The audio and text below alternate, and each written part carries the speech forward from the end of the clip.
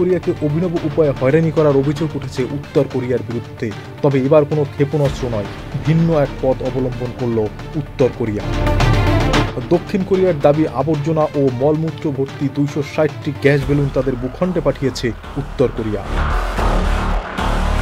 এক বিবৃতিতে দক্ষিণ কোরিয়ার সামরিক বাহিনী জানিয়েছে, সাদা রঙের এই বেলুন এবং বেলুনের সাথে বেঁধে দেওয়া প্লাস্টিকের ব্যাগ যেন সাধারণ মানুষ স্পর্শ না করে। এগুলোর মধ্যে রয়েছে নোংরা বজ্র এবং আবর্জনা।